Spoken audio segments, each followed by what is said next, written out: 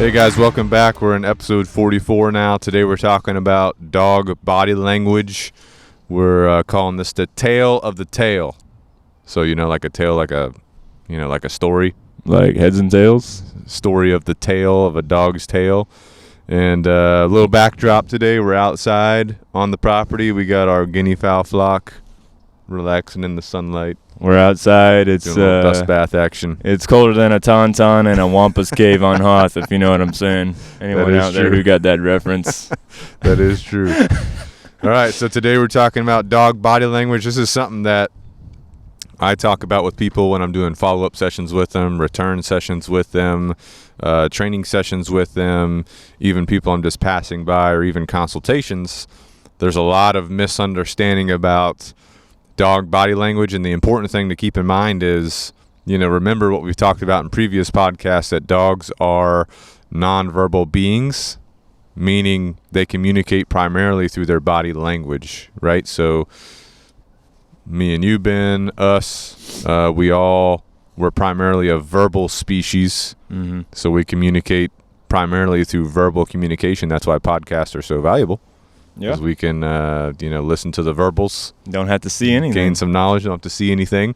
If you do want to watch it, though, you can watch it on YouTube. Absolutely. Right? But otherwise, podcast is just verbal. So we are a primarily verbal species. Dogs are nonverbal.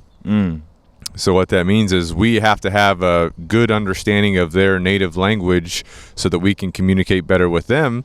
And if we can communicate better with them, that means that we're able to enhance our relationship with them, our understanding of them. You know what I'm saying? Mm-hmm. So today I've picked out the major points of dog body language that typically come up. Typically people are surprised by when we start talking about it.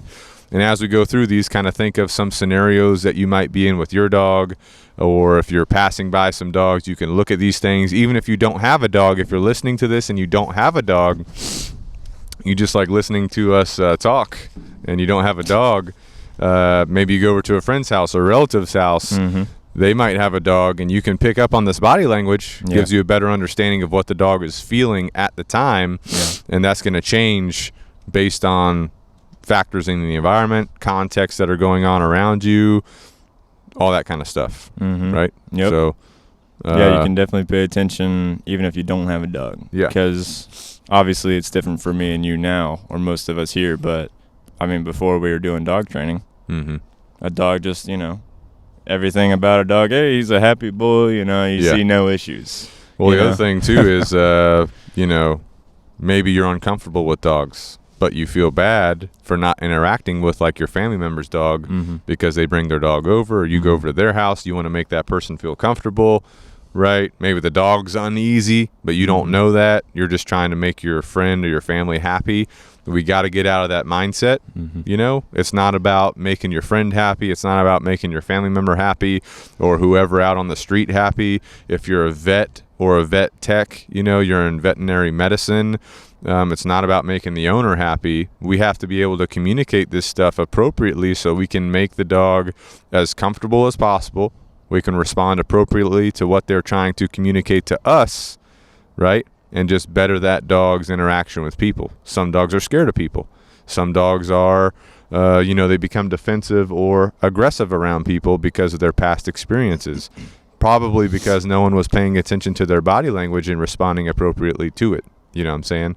So there's just so many situations that we can respond to or act differently in based on our understanding of what the dog is actually communicating at the time. Okay? Yeah. So we're going to jump right into it. The number one thing that we typically look at is the tail.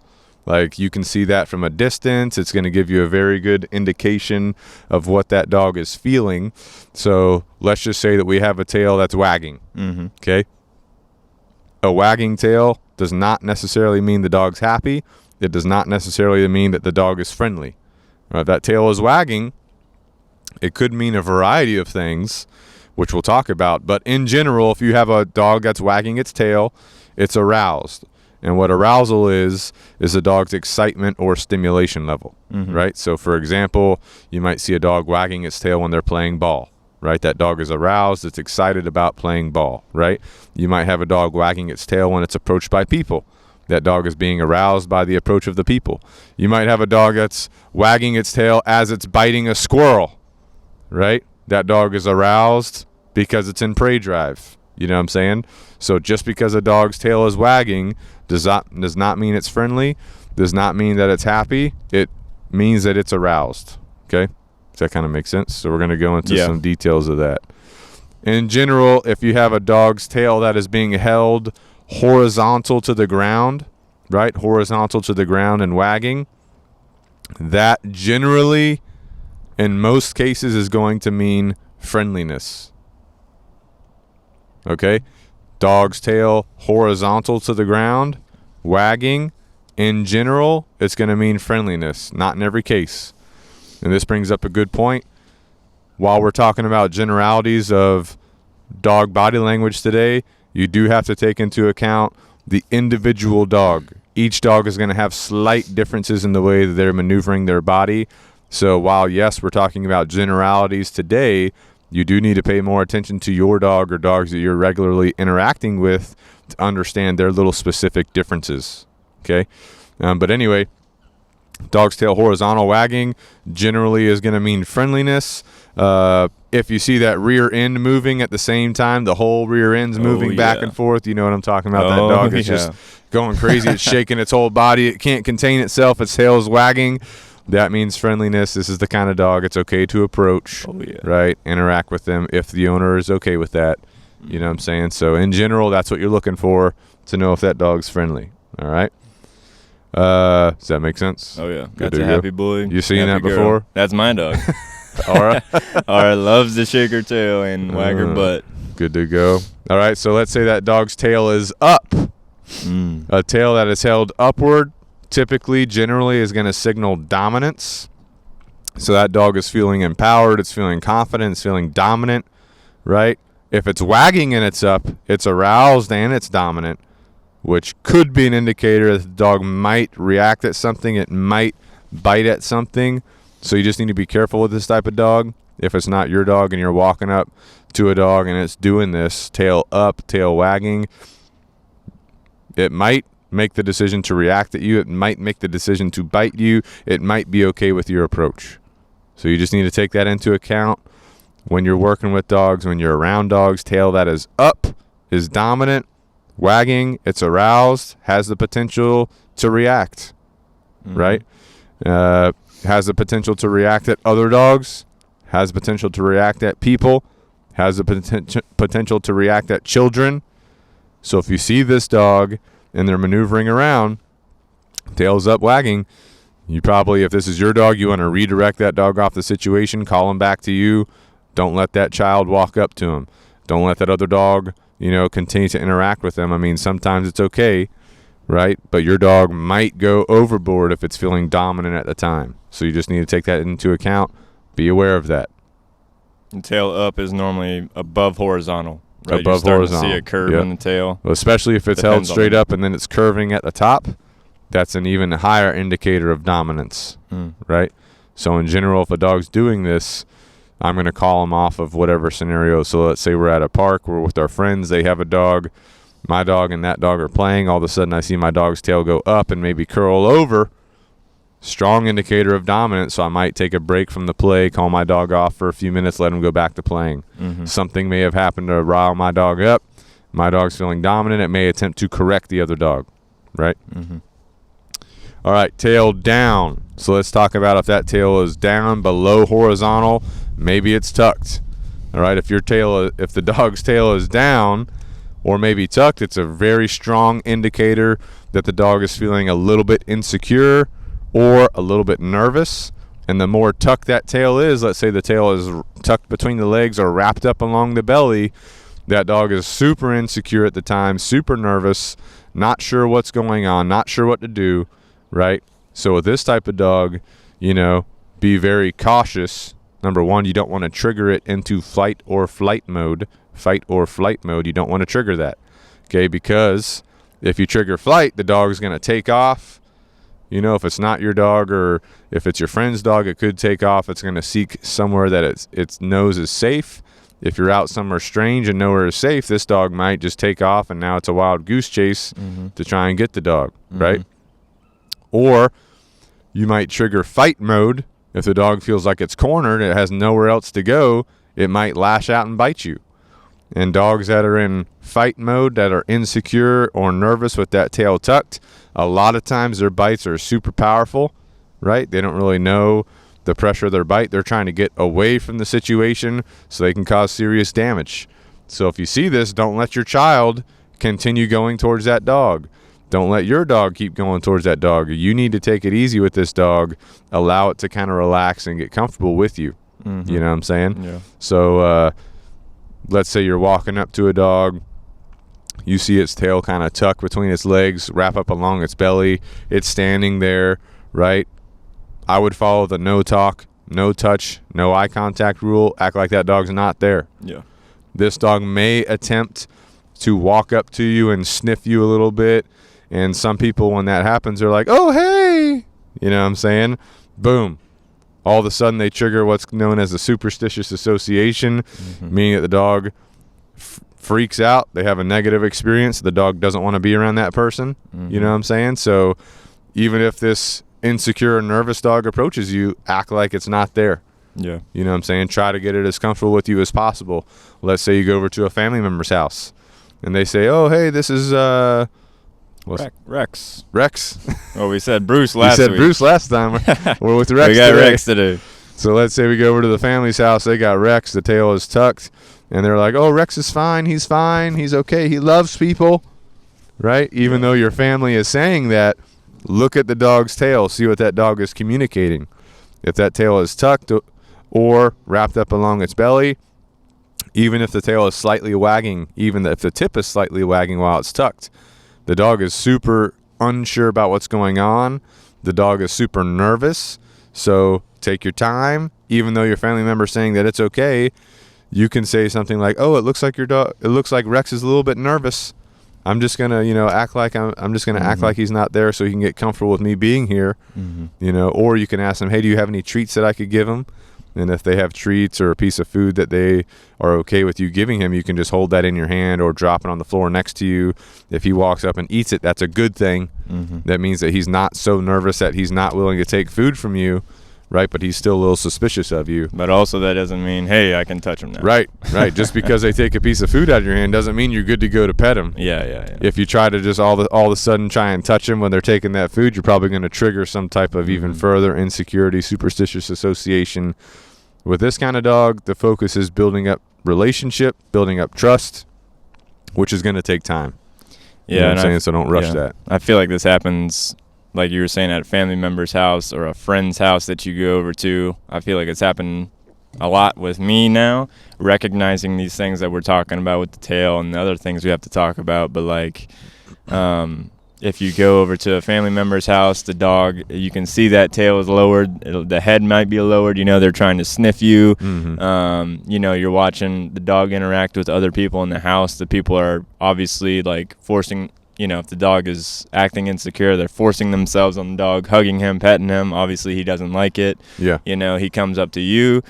If this is me, like Chad said, I'm not really going to pet it or anything like that. If the dog comes up to me, I'm just going to be standing there.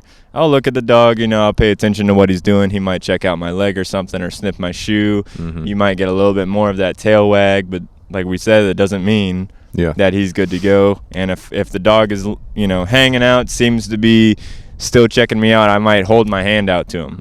I might hold the back of my hand out to him, let him sniff the back of my hand. Yeah. And normally if he just kind of sits there, he sniffs your hand, he doesn't really react. Yeah. Or if he maybe turns his head away, or that means he's still trying to figure out what's going on. Yeah. He's definitely not sure. If he nuzzles you with his nose, that might be a different story, but still, you still have to be careful. Yeah, take it slow with the dog. Don't rush your desire to want to touch the dog or your desire to want to make your family member happy.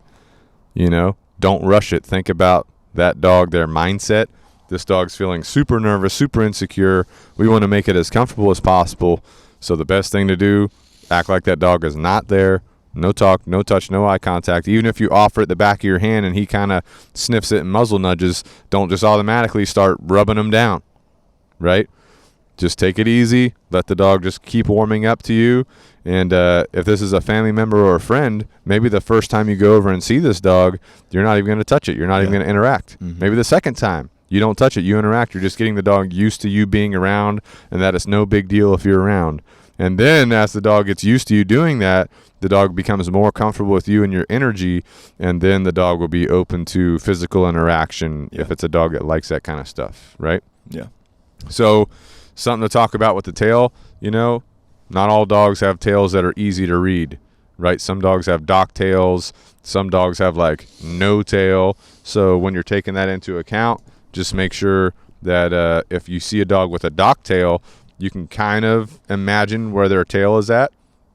If they're holding it straight up, again, that's that dominance. If they're kind of lowering it as much as they can, that's going to be that insecurity or nervousness. If it's horizontal, right? It kind of depends on the dog, because some dogs, if they hold the nub, what we call the nub of the dock tail horizontal, imagine there's a legit tail on there. It could come out and then up and then curl over. So just because a dog's holding their dock tail or their nub horizontal doesn't necessarily mean friendliness. But a lot of times dogs with dock tails or no tail, they will compensate more with their rear end. So you can look at their rear end. If the whole rear end is shaking back and forth, that means they're probably friendly, right? If their rear end is tucking down, they're probably a little bit nervous, right? Those kind of things. So make sure you take that into account with dogs that are, docked or don't have a tail.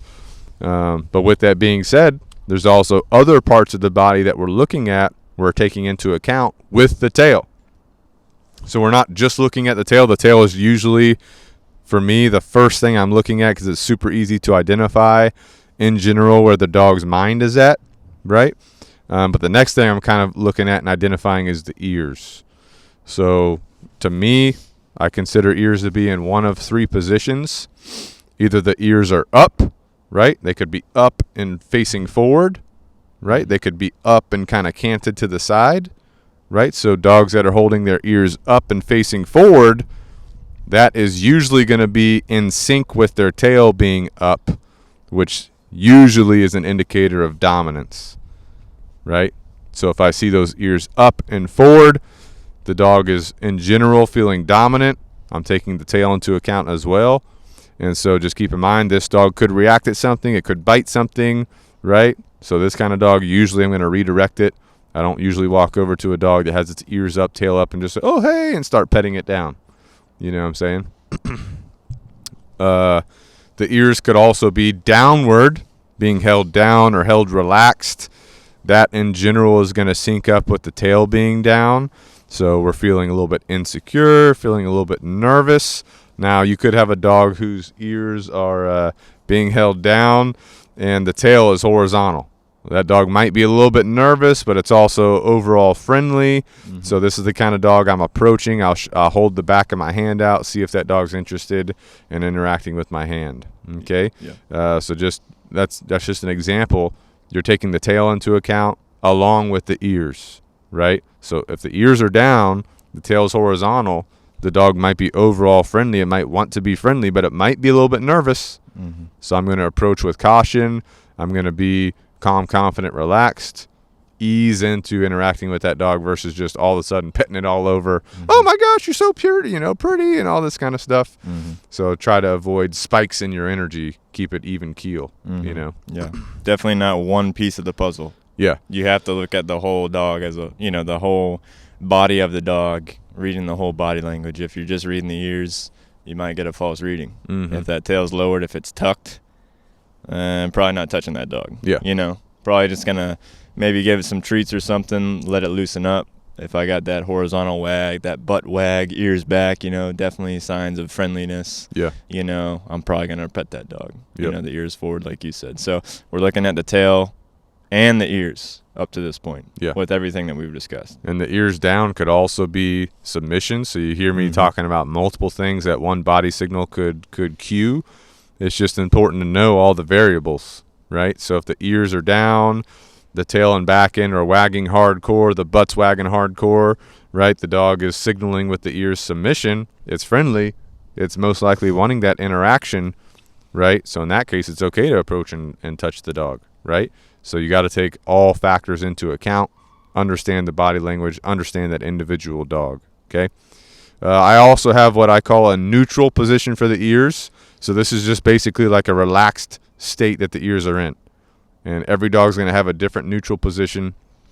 But if the dog holds its ears neutrally, you can tell they're not yanking them back. You can tell it's not yanking them down. You can tell they're not pushing them up and forward. They're just relaxed. I'm like, okay, this dog's relaxed, right? The dog's chilling. And then I take that into account with the tail position as well, right? So if the ears are neutral, they're relaxed, and the tail is down, the dog is in general a little bit uncertain, a little bit nervous. Okay, so I just take that into account. I'm going to approach, again, in a calm, confident, relaxed way, not make a big deal of what's going on. If I approach and the dog's ears are neutral or relaxed and the tail is up, right, the dog is, somewhat relaxed but overall dominant. So, again, I'm going to approach with caution. I don't want to trigger the dog into further dominance, right? Mm-hmm. So just some things to take into account, okay? But those are the main things about the ears. They're going to hold them up, hold them down, or back, and somewhat neutral. Now, you may see a dog, let's say you got a dog that reacts at other dogs. Mm-hmm. And as other dogs are passing by, your house or where you guys are walking, your dog is holding its tail up, curled over. So what does that signal? Dominance, right? But the ears are shifting. They're fluctuating from up and forward to neutral, up and forward to neutral, right? And the dog is just staring at the dog as it passes by. So your dog's on the edge of reactivity at that point, especially if it's a dog that has a history of reacting. And in general, in this case, I'm going to redirect the dog, ask it to come to me, ask it to look at me, make sure it understands it doesn't need to stare at these dogs. They're no big deal. You know what I'm saying? Yeah, so people that might have a dog do that, and they see that tail curl, yep. Oh, my dog's dominant. Maybe not the case, 100%.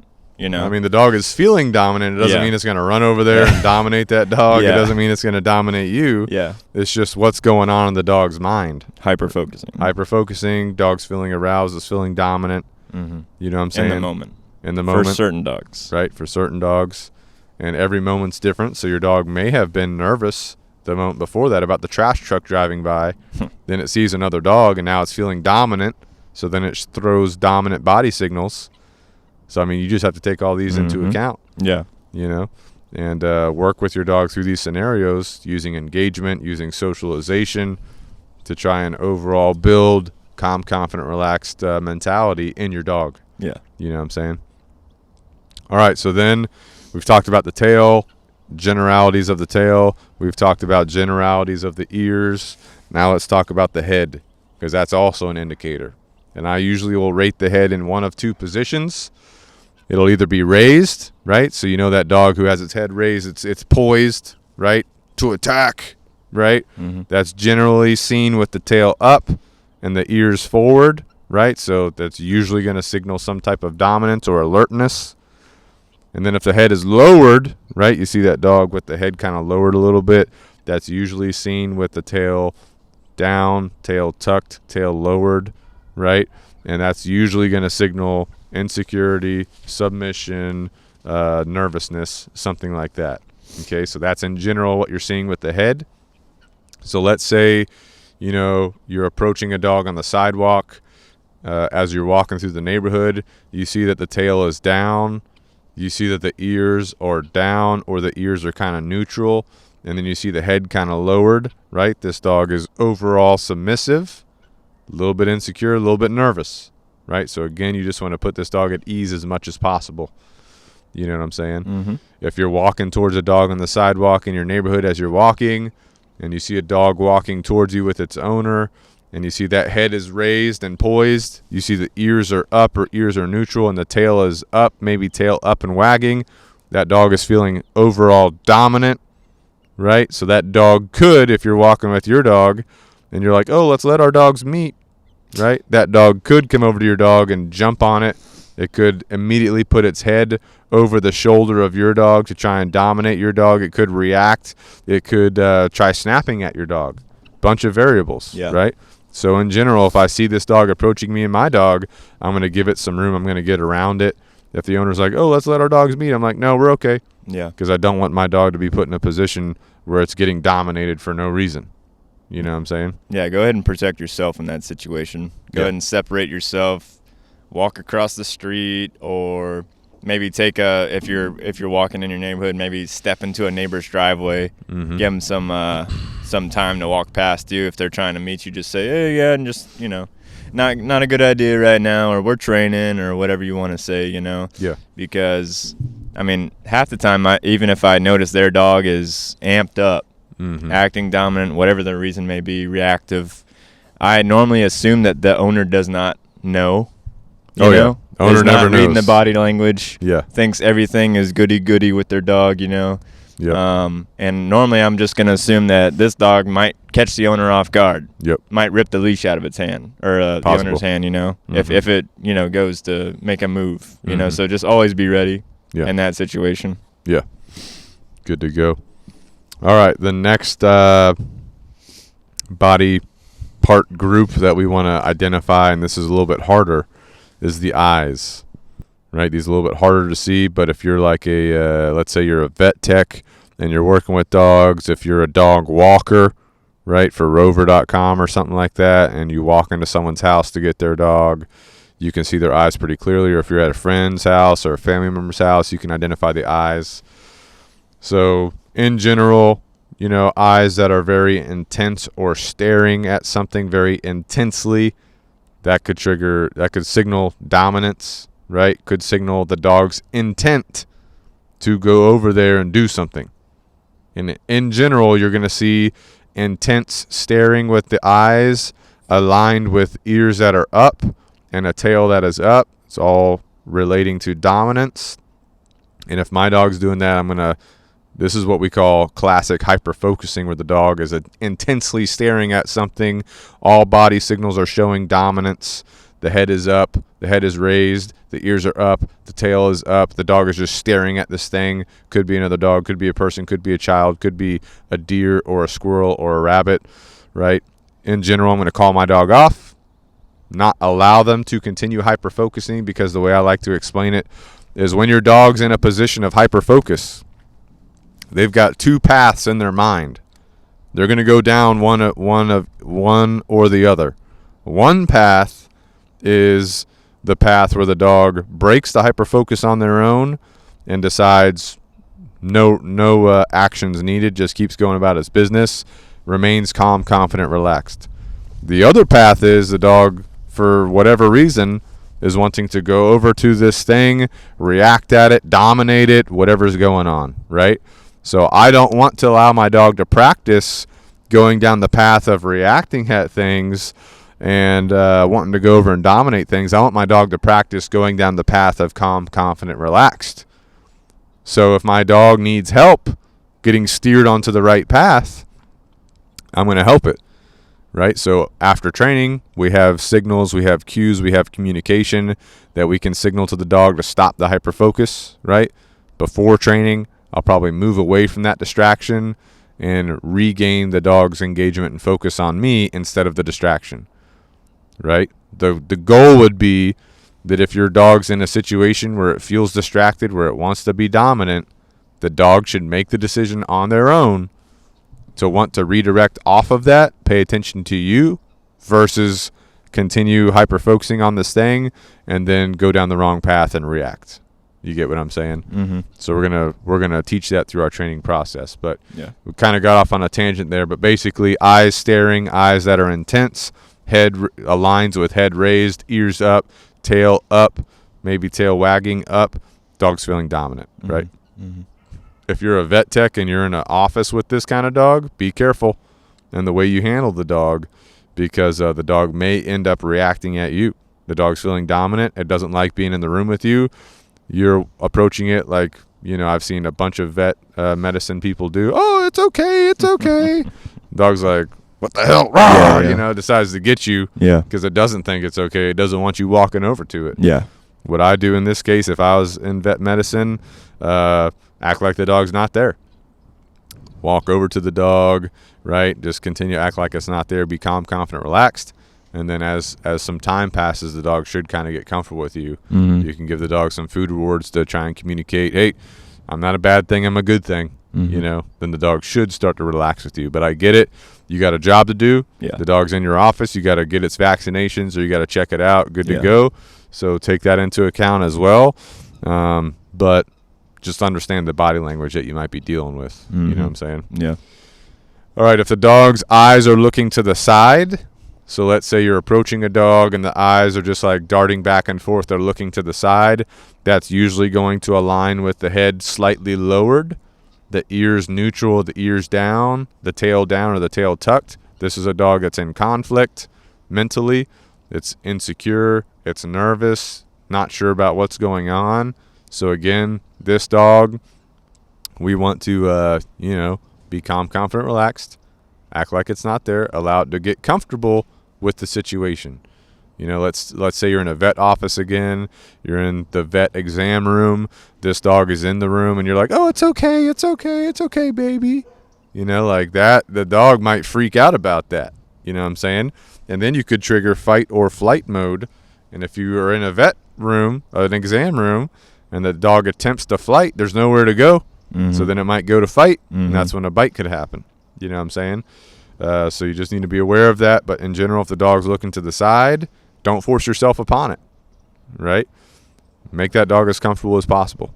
So when you're saying dart the eyes to the side, is it almost like if it was me or you, we see something out the side of our peripheral vision? Is that what we're talking about? Or you see the dog looking specifically to one side or back and forth to both sides? Or the dog is just overall in conflict, so it could be looking to the side to try and avoid contact with you. Right. Could be moving its head to the side. It's not like there's something in its peripheral that it's looking at. It's literally just trying to avoid contact with you, so it's trying to turn its head, its eyes away from you to avoid contact because it's insecure, uncertain, it's nervous about the situation. Okay. You know what I'm saying? Yeah. That's why you take into account the head position, so the head's usually going to be crouched or lowered. The ears in general are going to be down. The tail is going to be down or tucked. You know what I'm saying? So all these things are signaling to you, who's understanding the language, that the dog is feeling uncertain. It's nervous. Your job should be to make that dog as comfortable as possible, right? Don't force yourself upon the dog, right? Good to go. All right, then we have like what are known as whale eyes, where the dog's kind of just like coming back a little bit. Its eyes are opening up like crazy. It might be staring at you. This is in general aligned with the ears being pulled back very sharply, and the tail down, the tail tucked, maybe even the tail upward a little bit. It kind of depends. But in general, you see the dog kind of trying to get away from whatever. They're opening their eyes very wide. Maybe they're staring right at the thing or the person. Maybe they're looking a little bit to the side. But the ears are usually pulled very tightly back.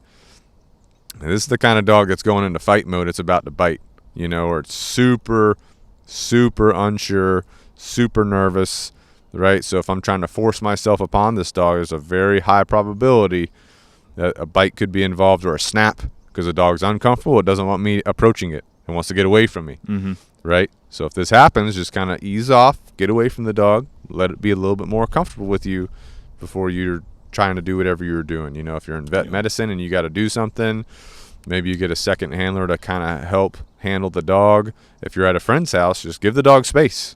Don't force yourself upon the dog. You know what I'm saying? Kind of a common theme.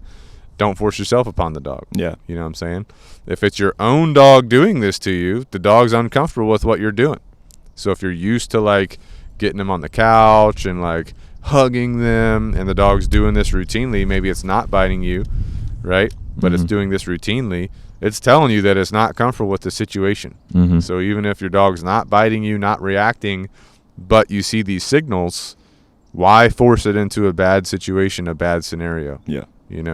So is this more of a rarer case? Rarer case, depends on the context. You could be a rover.com dog walker. Yeah. Walking to someone's house, you're going to get the dog out of their kennel and the dog's doing this. Yeah. Right? Ooh, red flag. Yeah, probably going to happen with a dog that you don't don't live with. Yeah. You know. Mm-hmm. So, but I've seen a ton of pictures on social media, which they tick me off every time, where the people are like, "Oh, I just brought my baby home. Yeah. Let me show it to my dog. Here's your new baby brother, new baby sister." Mm. You can look at the pictures and see the dog's ears are back. The dog's got the whale eyes. The dog's like not wanting anything to do with the kid, but the kid's forced upon the dog by the parents. Mm-hmm. Irresponsible parenting. You should not be forcing your child upon a dog. You shouldn't be forcing your dog into that situation. Yeah. You know what I'm saying? But definitely pay attention for it. Definitely pay attention. Yeah. Something obviously to always to pick observe. up. You should always be observing your dog and their body language. That's their number one communication style. Yeah. Right? All right, so then we go to the mouth. So in general, you can pick up a couple signals off the mouth. Obviously, we know what a snarl is. Let's say a dog's showing their teeth. The dog's not wanting to be in that situation and wants to get out of that situation. Yeah. Usually snarling or showing of the teeth is obviously a warning signal, but it means the dog does not want to be in that situation, does not like what you're doing. And so it is advised to, ease out of that situation and not press forward, right? Yeah. If you're in vet medicine and you're trying to handle a dog for whatever you need to do and the dog's doing this, put a muzzle on the dog. Be safe. Mm-hmm. This dog could cause serious damage, right? The dog may try to snap and warn you off if you continue pressing forward. The dog might just go in for a nice deep bite, cause some damage to you, so be careful. Sounds like me when I'm hungry. You're snarling when you're hungry? Yeah, I'll snap at you. Watch out. Holy cow. All right, then you got the classic grin where people are saying, "Oh, my dog's smiling." What? He's not smiling at me? Is that what you're telling me? If your dog's smiling or grinning, in general, your dog is stressed out, might be anxious. So a lot of people, they have the misconception that a dog that is grinning or smiling is having a good time, right? No big deal. You see it all the time on those, do on the videos on Facebook, like the Dodo, that page, Social where they have medias, the pit bulls that are like, they do like they're a video. smiling because they got rescued. Yeah, I adopted this dog. Look at him. He's smiling in the back seat. Mm-hmm. Or, he's losing his mind in the back seat. He's making all these noises. Rawr, Yeah. He's having such a good time. Like, dude, your dog is freaking out. Yeah, dogs usually stressed. Dogs usually anxious. Yeah. You know what I'm saying? So in that case, you want to alleviate the stress or anxiety as much as possible. Yeah. And if you're forcing yourself upon a dog and it's doing that, you should probably move away from that dog, give that dog some space. Mm-hmm. You know what I'm saying? To alleviate the stress from the dog as much as possible. Mm-hmm. Okay? Now let's talk about a dog whose mouth is gaping. So a gaping mouth is usually aligned with a tucked tail, ears down or pulled back, head lowered, maybe the head's raised depending on the context, right? Could be with whale eyes or eyes looking to the side. But a gaping mouth is usually a dog under stress, an insecure dog, a nervous dog. They're just holding their mouth open. I don't know if you've ever seen that before. Not panting. Not panting, just gaping. I don't think I've seen it as... It's pretty uncommon. Yeah. It's uncommon for most people that aren't working with dogs all day. Okay, yeah. But it's a dog that's stressed out, insecure. This dog could snap at you. Mm-hmm. So just be careful. I'm sure people that work in vet medicine have seen this. I'm sure the Rover dog walkers have seen this. Other dog trainers have seen this. But the average pet owner probably hasn't seen this. But it is an indicator of insecurity, high levels of stress. This might coincide, a little bit with, and then we might get to this later, is like excessive yawning. Excessive yawning is a sign of anxiety. Mm-hmm. Right? The dog is just like anxious about what's going on, so it's just yawning all the time. Yawning. Doesn't mean your dog's tired. Doesn't mean it's tired. Yeah. And you can normally tell. Yeah, it's usually if you stressed pay attention. Out. Yeah. What if you wake your dog up in the morning, or your dog wakes up, it does like a long. Oh yeah, yawn. like a stretch. That's different. Yeah. Your dog's stretching out, yawning. That's different. Yeah. But if your dog's sitting there, right in your house or walking around your house and just constantly yawning. Yeah, I mean, even if you're petting them. Even if you're petting them and they're yawning, let it click one out. Yeah, usually that's aligned with the tail down or tucked, and then the ears are down. That's usually going to be stress, anxiety, maybe insecurity. The dog's just not comfortable. Yeah. So you need to alleviate that. Try to make the dog as comfortable as possible. Just give him some space. Yeah. You know what I'm saying? Mm-hmm. But also the Going back to the dog's mouth, so we talked about a gaping mouth. The dog could be pulling its lips back a little bit, right? Not grinning, but like just pulling the lips straight back. That's another signal of stress. Mm-hmm. So just got to be aware of that, careful of that, and alleviate the situation as much as possible. Yeah. You know what I'm saying? Yeah.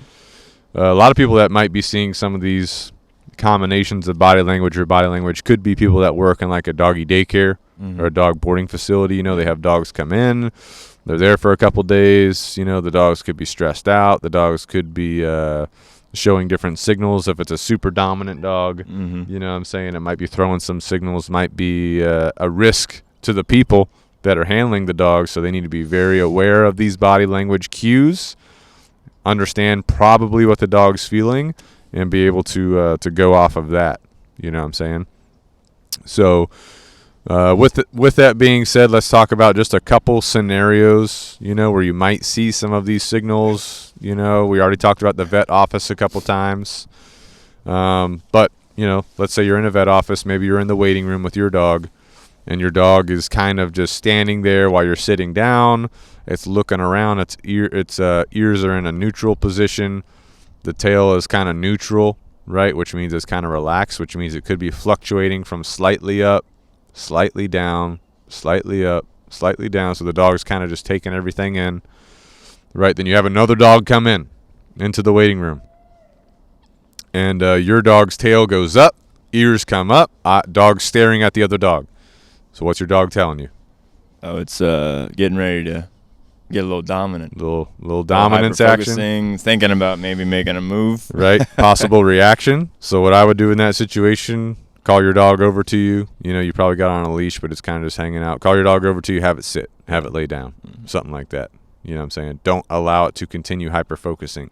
You know what I'm saying? It might stay in that mindset if you don't have a way to, correct your dog out of it. Right. Or hold it accountable. You can maybe just move a couple chairs down a little bit farther, but just be ready to deal with it. Yeah, engagement is going to go a long way, so I do recommend you guys do your engagement work with your dog. That way you can call them out of these situations, build up a look command. That way they can look at you whenever you need them to. Yeah. Put in some accountability into your training progression. You can go back to our podcast on training progressions to understand how we're going to go from starting point to end point with training. But that's one scenario. Let's say you're walking down the sidewalk. Your dog is loose leash walking, not strict heel position, not pulling on the leash, just loose leash walking. And you got some kids coming down the sidewalk, and your dog's tail goes downward, right? And your dog's ears come back, and your dog starts looking to the side a little bit. What is your dog signaling to you? Uncomfortable, nervous, uncertain. So what do? You give the kids some room. You get off that sidewalk, maybe cross the street, maybe go into the street a little bit. Maybe the kids are like, doggy, doggy, doggy. They want to come over to your dog and like, hey, no petting today. Yep. We're just going for a walk. We're doing some training. Thank you. They might keep following you for a little bit. They might keep following you. You just ignore them. You keep doing your thing. Your dog might be on edge, but, you keep moving. Yeah, your priority is making your dog as comfortable as possible. If you were like trying to be a nice guy, which I understand, trying to be like that good person in the neighborhood. Oh, everyone can pet my dog. But your dog's uncomfortable with it, you're not helping your dog. Yeah. And if you continue forcing your dog into situations that they are not comfortable with, you could find yourself in a situation where your dog feels like it needs to bite something to get out of a situation. Therefore, you have pushed it into fight or flight mode. And it may not happen the first time, right? It may not happen the first time that you let someone interact with your dog. It may take a while. But if your dog is just constantly put into situations where it's not comfortable, right, eventually it's going to get fed up with it and try to find a way out. It's better to not be the nice guy in the neighborhood than to have to deal with a medical bill of your dog true. Biting a kid. But my perspective too is like I'm in it for my dog. Absolutely. Right? Yeah, I'm trying to have my dog's best interest in mind. I'm trying to enhance my relationship with my dog. So what I try to do is try to explain the why to people. Why can't I pet your dog? Well, it's because I'm training. My dog's not 100% comfortable with people right now. Yeah. Okay. Now, if my dog is comfortable taking a food reward from random people, I might say, hey, could you help me out with some training? Yeah. Here's one of my food rewards. I take it out of my pocket. I give it to the person. I say, just hold out your hand. No big deal. Don't make a big scene. and just offer it to my dog. If my dog eats it, cool, thank you.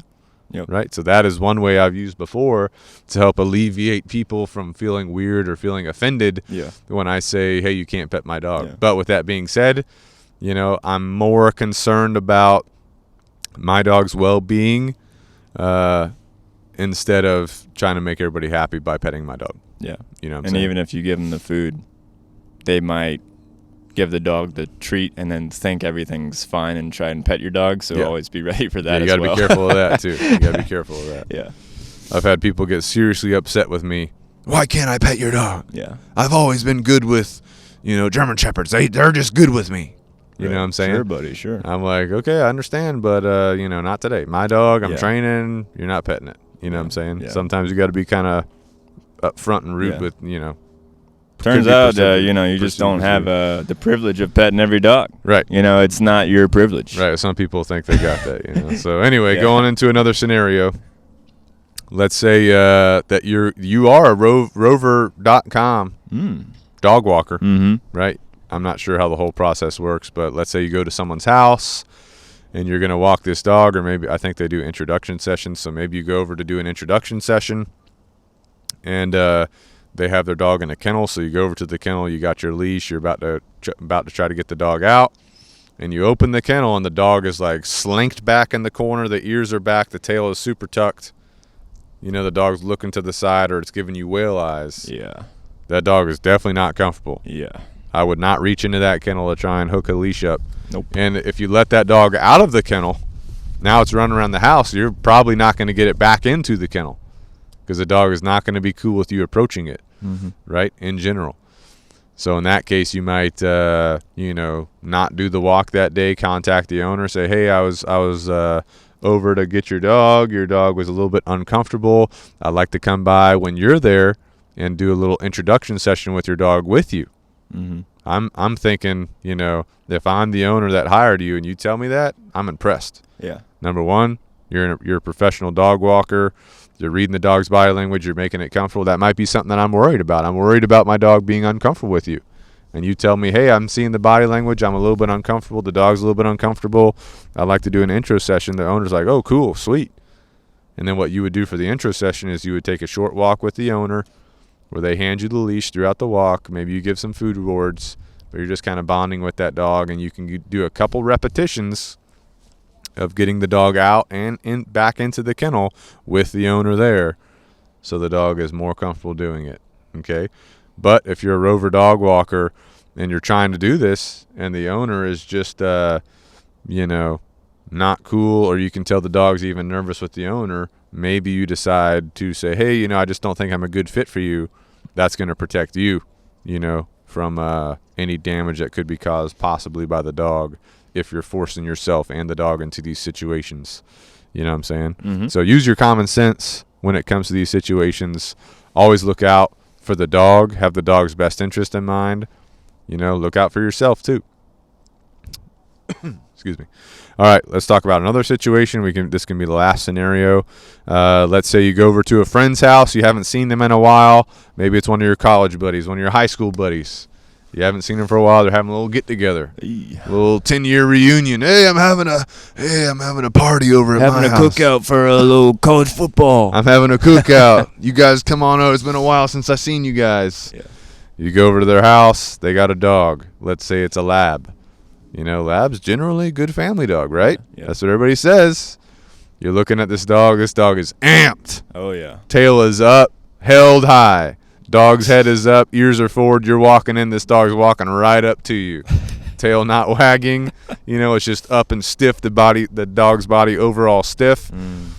What would you think? Oh, shoot. I'm going to be ready to do something. I'm definitely just going to be neutral. The dog's wanting to come over and dominate your ass. What if he starts humping you? What if the dog starts humping you? That is possible. The owner's like, oh. The owner thinks it's hilarious. That to everyone, yeah. Dog grabs on your leg, humping you. Dog's straight up dominating you, dude.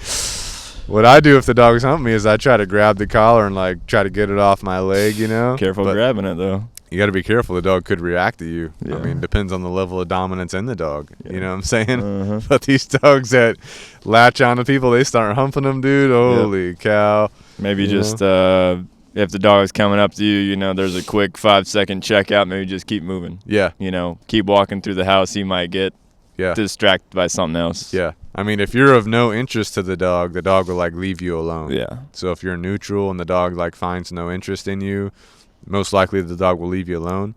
But if the dog, like, if you're just neutral to the dog and the dog's, like, super assertive, they might start pushing themselves onto you. You know what I'm saying? So in that case, you need to manipulate the environment somehow. You know, you could use some food rewards if possible to try and lure the dog into different obedience to make it work for you. You know, but if the dog's just super assertive, latching on to you, trying to hump you, stuff like that, have a conversation with the owner. Yeah. You know, hey, you got to understand. You got a leash for this guy. You know, he keeps humping me. Oh, yeah, that's what he does to people. Yeah. Let him finish, and then he'll be done. You know, let him finish humping you, then he'll be done. Or be like, yeah, I'll take him on the backside, go outside, and then run back inside, close the door. You know, somehow get out of the situation. Yeah. You know Hopefully the owner is understands. Yeah. And has a brain. If it's the what's like the number one guy on the football team, what do they call that guy? The quarterback? Like the jock. Oh, I guess the it's jock, like the jock of the high school. Yeah. You know? Yeah. You go over to his house and he just wants to dominate you too. Yeah. He's gonna let his dog dominate you. It might be time to take off. Yeah, time to roll out. Hey, thanks for having me. That just made me think of another scenario, the opposite. You same situation, friend from college or high school, they're having a cookout, they call you over, 10-year reunion. Yeah. And they're like, oh, yeah, my dog's super friendly. My dog loves everybody. You go over there, the dog is like, you can tell it's nervous. The head is lowered. It's kind of crouching down. It's kind of moving around slowly. Ears are back. Tail is lowered, maybe slightly tucked. And they're like, oh, yeah, this is Frank. He's super friendly, super friendly. It might be a lab. You know, you're like, oh, shoot, Frank's super nervous. You know, he's super uncomfortable. He's stressed. Yeah. You know, all you can do for Frank is just be cool, be calm, confident, relaxed. Don't force yourself upon him. And if other people are forcing themselves upon him, he may not be reacting at them or anything like that, but super uncomfortable, right? Not good for Frank. He may start to gravitate toward you a little bit because you're more calm, you're more relaxed. So just continue acting like he's not there. Still remain neutral. Yeah, still be neutral, act like he's not there, do your thing, let him just do his thing, be as comfortable as possible. Yeah. You know, there have been times where I go to places and everyone knows I'm a dog trainer, you know, so I go to places and I say something like, hey, Frank's uncomfortable, you know, and they're like, oh, really? Yeah. And then I kind of explain the body language to them. They're like, oh, that makes sense, you know. Or I see kids, I might be at someone's house for a cookout, and some of the other people that came, they have kids. The kids are bombarding the dog because that's what they're used to doing. You know what I'm saying? In that case, I'll generally try to steer the kids away from the dog, try to redirect the kids off the dog because I can see the dog's uncomfortable. And if the dog's uncomfortable and the kids keep, you know, trying to interact with it, and the dog gets to a point where it doesn't want that anymore, for sure, it could definitely react at the kids, which I don't want. You know what I'm saying? And I feel like because I have this knowledge, it's my job to say something, you know, even when it's not cool, even when it's not the norm to say something, even when the people think that their dog is 100% friendly, 100% comfortable. You know what I'm saying? Someone's got to stand up for the dog, say something, you know. So if you guys are listening to this, you hear this body language discussion, you see some of these things, you can pinpoint them. You need to step up on behalf of the dog wherever you're at. Have that dog's best interest in mind. You know what I'm saying? So you got any scenarios or anything you want to discuss before we wrap this up? No, we covered most scenarios that I would normally deal with. Probably the one that we just talked about with the insecure dog at the house you go over to is probably the most common one I see, or where it's a larger get-together. There's, you know, more than 10 people or 10 or more people in the house. Yeah. You can see the dog slinking around or maybe following the owner very closely, head lowered, you know, tail lowered. People come up to it, the tail's wagging very low, you know, or maybe starting to tuck a little bit. The dog is lowering its head. The people are still petting it, you know. Yeah. Dogs might not react, but, you know, you just kind of over the course of like what we talked about, once you start to realize these things, you really start to see the situation like anywhere you go. Mm-hmm. And so it kind of just turns into you get an immediate read on the dog. Yeah. You know, I'm not petting this dog right now, or I'm just going to be neutral with this dog, you know, or this dog's happy, you know, or this dog, you know, nudges my hand with his nose. I'll give him some food rewards here we can get later on. Yeah. You know, so like Chad said, you stand on behalf of the dog, and, you know, if the dog is being pushed into a scenario it doesn't want to be in, but also I kind of take the stance of I'm not going to tell every owner of every dog that I come in contact with, like, hey, your dog is freaking out. You got to do something right now. Yeah, you know, kind of read the room a little bit. Yeah, you don't need to say it every time, but like if there's a bad situation, like you've been to that party where the kids are just bombarding the dog, you got to step in. Yeah, kids are definitely different. Yeah. I mean, I've even been at parties or get-togethers where adults are bombarding the dog. The dog's super uncomfortable. I'm like, hey, guys, you know, he's uncomfortable, and here's why. And I explain it, you know. Yeah. But average Joe on the street, not going to say anything. Average Joe at the restaurant, usually not going to say anything, you know. But, just like we've been saying, excuse me, this whole time, it's more than just one piece of the puzzle. Yeah. You have to pay attention to the tail. You have to pay attention to the head. You have to pay attention to the ears. Mm-hmm. You know, look at the eyes. What's happening? Yeah. Look at the scenario that you're in. You're in a house with crowded people. The dog's got his head lowered. Yeah. You're you know, walking down the street. The dog is hyper focusing on you or your dog. Be prepared for something to maybe happen. You know, likelihood that it's going to happen, maybe not so much, but there's always that scenario. Mm-hmm. Maybe you got an off leash dog. Comes wandering in the neighborhood, you're walking your dog. This has happened to me a couple different times. We've talked about different scenarios before. Yeah. This dog's coming up to you, and he's showing major signs of dominance. Yeah. You know? And he's maybe staring at you and your dog. You're kind of reading the room. The dog might be creeping toward you a little bit, you know? And he's hyper-focusing on you. You better figure out what to do in that situation pretty quickly, you know? So always be ready. Always be reading every dog you come in contact with, the body language. Yeah. I feel like most dogs gonna be okay. You're gonna get that horizontal tail wag, but still pay attention to every dog you at least come into contact with, so you can get a general read of the room. Yeah, you know, so. For sure. Kind of a rule of thumb for me, and I know what we do here. Every dog that we first come into contact with, even if it's showing friendliness, even if it's showing insecurity, dominance, whatever, we're going to basically be neutral to that dog. No talk, no touch, no eye contact. Maybe we're walking the dog on a leash. Because the other thing, too, is some dogs are just used to everybody walking up to them and giving them attention, like especially super friendly dogs. So that can kind of just get them their self-control. The self-control is non-existent because the dogs are just used to every time someone's around, they get touched. So one of the things we can do is help that dog implement self-control, which helps that dog be more neutral, because something that also happens is dogs that are used to just always getting interaction, always getting touched, they can't focus, right? They feel like they have to go see everybody. And let's say the owner's walking the dog down the street, the dog's going to every single person, right? Up and down the street, trying to get attention. The dog needs to have some self-control and understand that it's not going to get interacted by everybody that it ever sees. And it also kind of triggers in the dog's mind that the dog needs to be paying attention to you or the owner more, especially in different situations. So a dog that's not used to paying attention to the owner, right, it can start making bad decisions on its own. We want that dog to check in with you, make good decisions, have good self-control. And one way we're going to do that is by when we first meet the dog, be neutral to it, and then establish a relationship and also establish value in ourselves from the dog's perspective. You know what I'm saying? Yeah. And if you want a visual on how some of this stuff looks, like we've talked about before, our YouTube channel has a bunch of different content on it. We got dog body language videos specifically so people can see visual examples of how to read this dog or how to read a dog. You know, we have insecure dogs. I think we might have a dominant dog or a dog that is very insecure but exhibiting, you know, that fight body language when in reality it doesn't want to do anything, but, you know, if you want to see visuals, you can look at that, or you can just start looking up videos of random dogs. Yeah. And just start reading the body language. Yeah. Honestly. Exactly. Take this information into account. Remember, it's going to vary just a little bit based on the individual dog. These are generic body language cues and signals that we talked about today. Pay more attention to your dog. Start to see their individual pieces of the body language in different situations, different contexts.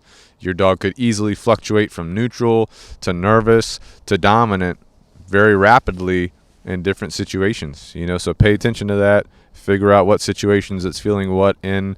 Build up your engagement. Build up your socialization. Go from there. So we do appreciate you guys listening. We do appreciate your support. We appreciate all feedback. Please leave us a 5-star review on your favorite podcasting platform. Please subscribe to us on YouTube and share our information so we can help other people. Let us know what you want to hear about on a podcast. If you want to hear more from me and Ben, a.k.a. I call him Bunny. If you want to hear more from me and Bunny, Instagram. Ben is at BigBoyJabba. Bigboy.jabba. Bigboy.jabba. I'm Chad.Singer13 on Instagram. We're both on Facebook. Chad Singer, Ben Singer. Also, Canine Revolution Dog Training.